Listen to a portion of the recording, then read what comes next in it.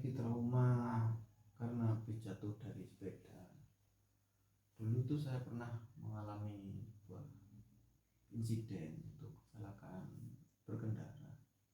Pada waktu itu saya ngantuk dan untungnya pada waktu itu saya memakai helm. Nah, setelah mengalami itu, sewaktu saya habis jatuh itu saya bersyukur. Alhamdulillah saya memakai helm. Kalau nggak memakai helm mungkin saya sudah nggak ada di dunia ini.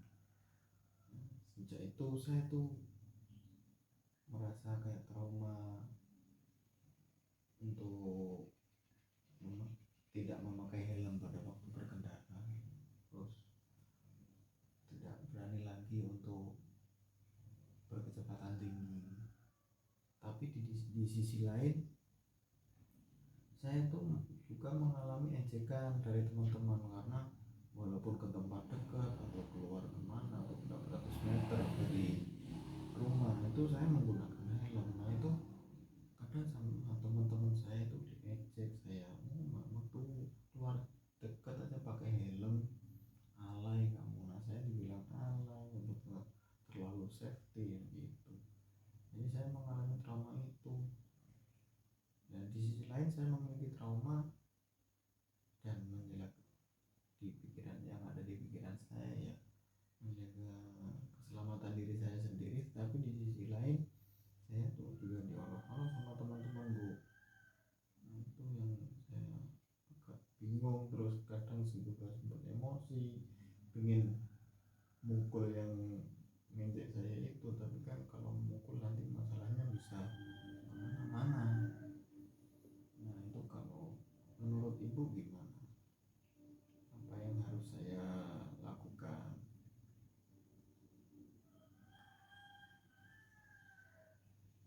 Ya baik, jatuhnya itu parah mas, apa gimana? Ya lumayan parah sih bu.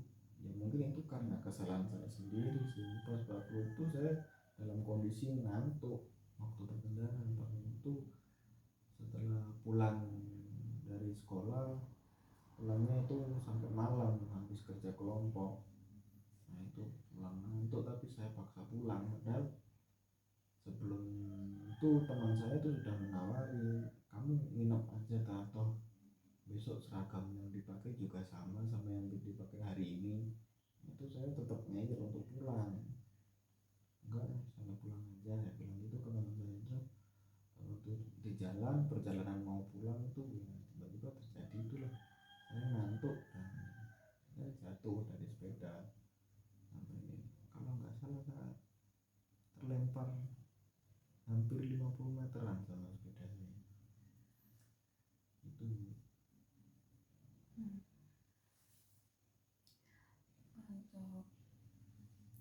Untuk itu teman-teman dekat mas yang mengolok-olok atau hanya teman-teman jauh yang hanya sekedar kenal atau bagaimana? Kalau untuk yang mengolok-olok itu bukan teman dekat sih. Kalau teman dekat itu lebih malah ngerti ke saya bu. Soalnya teman-teman dekat saya itu tahu cerita asalnya kenapa saya kok kemana-mana walaupun keluar dekat dari rumah itu selalu memakai helm. Ya teman-teman dekat saya itu sudah tahu masalahnya. Yang mengolok-olok saya itu teman-teman yang cuma kenal atau yang sekedar kenal ya bu. Apa sampai sekarang masih emosi kalau diejek sama teman-teman atau gimana? Ya kalau emosi itu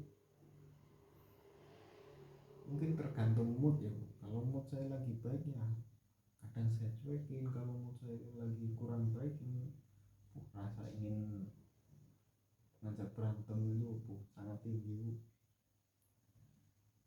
bu gitu. Agak diregulasikan ya moodnya. Kenapa mas kok sampai pengen mukul, sampai pengen ngajak berantem teman-teman yang ngolok-ngolok itu? Ya kalau niat saya sih biar mereka nggak mengolok-olok saya lagi. Toh mereka juga nggak tahu latar belakang saya kenapa kok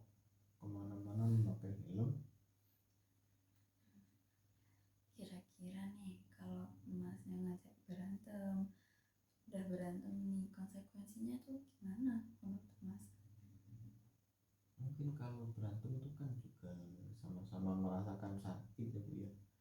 Mungkin saya juga sakit, teman saya yang mengolok-olok itu juga merasakannya. Tapi kalau dari saya sih mungkin kayaknya lega. Tapi kemungkinan ada hal buruk lain, contohnya kayak dia semakin benci ke saya, atau mungkin saya bisa dipanggil kesiswaan untuk mempertanggungjawabkan itu. Ya gimana sih, serba salah. Kalau menurut ibu, kalau semisal nih ibu di posisi saya, apa yang sekiranya yang harus saya lakukan kalau ibu di posisi saya? Kalau menurut gambaran saya sih lebih mengontrol emosi ya Mas, karena kan memang banyak orang yang kadang ada yang suka sama kita, ada yang nggak suka kita, ada yang nggak tahu bagaimana latar belakang kita gitu. Lebih ke mengontrol emosi aja mungkin kalau saya. Kalau kontrol emosi mungkin, kalau menurut saya kesabaran seseorang itu ada batasnya gitu. Kalau semisal saya di ambang batas kesabaran ya, terus tiba-tiba secara refleks atau lost control emosi gitu, saya marah, tiba-tiba marah langsung naik pitam, tiba-tiba mukul, itu gimana Bu? Kan itu spontan emosi, spontan amarah, spontan yang sulit untuk dikontrol kalau dari saya sih. Kalau menurut ibu gimana kira-kira kalau semisal ibu di posisi saya? Gini Mas, Mas bisa sabar itu kalau gimana? Olok-olokannya itu seperti apa? Semisal Mas bisa sabar, sekiranya Mas tuh masih bisa mengontrol emosinya.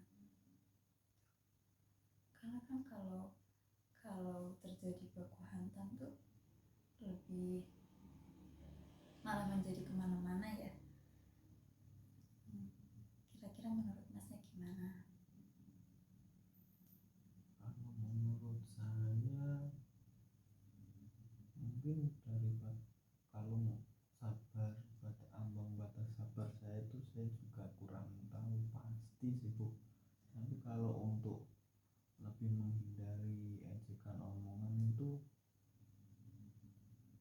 mungkin kalau menurut saya kalau mereka mengolok-olok saya nih, mungkin saya harus lebih berusaha tutup mata tutup telinga aja sih kalau gitu.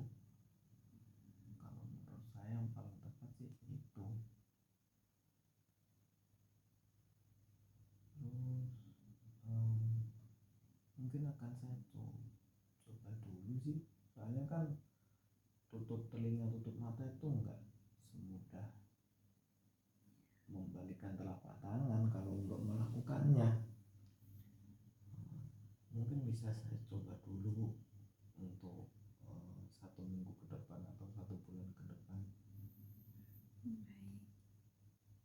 Sudah ada yang mau disampaikan lagi? Saya merasa mungkin cukup itu sih Bu. Kalau untuk saat ini mungkin sesi konseling yang berikutnya atau gimana gitu. Ya, baik. Terima kasih sudah berkenan untuk bercerita dan melakukan sesi konseling bersama saya. Bila berkenan, minggu depan bisa melakukan konseling sesi lanjutan. Terima kasih Mas. Iya Bu, saya usahakan minggu depan dari saya sudah ada perubahan. Terima kasih Bu.